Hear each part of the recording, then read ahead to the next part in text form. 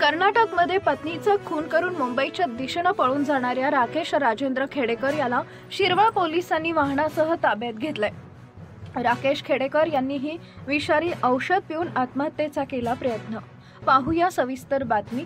मुंबई जोगेश्वरी इथे राहणाऱ्या राकेश राजेंद्र खेडेकर आपल्या पत्नी गौरी वयवर्ष 32 हिच्यासह बनारगट्टा तेजस्विनी नगर बेंगलोर इथे राहत होते। राकेश हा वर्क फ्रॉम होम करत असून त्याची पत्नी गौरी जॉब शोधत होती। दिनांक 26 मार्च 2025 च्या रात्री मुकेश याच्याकडे पत्नी सौ गौरी हिने पुन्हा मुंबईला जाण्याचा आग्रह धरला। या कारणाने त्यांचा वाद होऊन पत्नी गौरी ही घरातील भांडी आपटू लागली। तेव्हा पती राकेश याने आपण राहत असलेल्या रूमचे डिपॉझिट भरलेले आहे, आपण जर रूम सोडली तर डिपॉझिटचे पैसे मिळणार नाहीत व इथे येण्यासाठी खूप खर्च झालाय असं तिला समजावत होता। तरीही गौरी ही त्याचं ऐकत नसल्यामुळे त्याचे त्या कारणाने वाद होऊन शेवटी पत्नी गौरी हिने घरातील चाकू घेऊन राकेशला मारण्याची भीती दाखवली।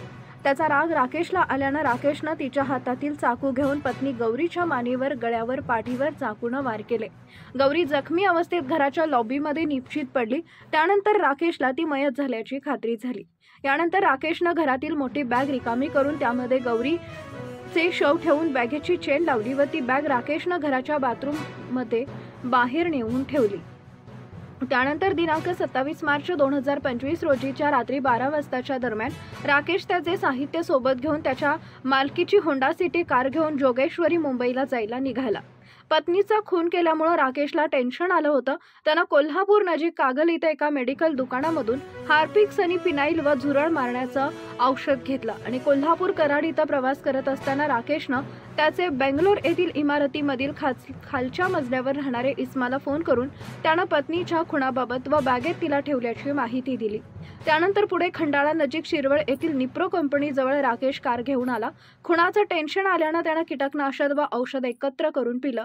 त्याचा त्याला त्रास होऊ लागल्यानं राकेश कारमधून बाहेर येऊन रस्त्यावर बसला। राकेश याला पाहून एका मोटरसायकल स्वारानं राकेशला पाहून त्याची विचारपूस केली असता त्यानं फिनाईल पिल्याचं सांगितलं। दुचाकी स्वारानं त्याला तात्काळ त्याच्या कारमधून शिरवळ येथील जोगळेकर हॉस्पिटलमध्ये उपचारासाठी आणले। शिरवळ पोलीस स्टेशनचे पोलीस हवालदार कुंभार यांनी राकेशकडे विचारणा केली असता राकेशनं त्याचे पत्नीचा खून केल्याचं सांगितलं। याबाबत शिरवळ पोलीस स्टेशनमध्ये पोलीस निरीक्षक यशवंत नलावडे यांनी जोगळेकर हॉस्पिटलमधून आवश्यक माहिती पोलीस अधीक्षक सातारा श्री समीर शेख यांना दिली। ही पोलीस अधीक्षक यांनी तात्काळ बेंगलोर इथं संपर्क करून गौरीच्या खुनाबाबत खात्री केली। पुढील कारवाई करून राकेशचे नातेवाईक व बेंगलोर येथील पोलीस अधिकाऱ्यांशी संपर्क करून त्यांना आरोपीबाबतची व उपचाराबाबतची माहिती दिली। राकेशला अधिक उपचाराची गरज असल्याने त्याला तात्काळ पोलिसांनी भारतीय विद्यापीठ हॉस्पिटल व त्यानंतर ससून हॉस्पिटल पुणे येथे उपचाराकरता दाखल केले। आज पहाटे बेंगलोर येथील संबंधित पोलीस ठाण्याचे अधिकारी ससून हॉस्पिटल इथं पोहोचले असून त्यांनी आरोपीकडे विचारपूस सुरू केलेली आहे। सदरची कामगिरी पोलीस अधीक्षक सातारा श्री समीर शेख, अप्पर पोलीस अधीक्षक डॉक्टर वैशाली कडूकर, उपविभागीय पोलीस अधिकारी राहुल धस यांच्या मार्गदर्शनाखाली शिरवळ पोलीस स्टेशनचे पोलीस निरीक्षक यशवंत कृष्णा नलावडे, पोलीस हवालदार कुंभार, नलावडे, धुमाळ, मोहरे, पोलीस शिपाई दीपक पाले, पवार व होमगार्ड या टीमनं पार पाडली आहे। आपला आवाज न्यूज टीम, शिरवळ।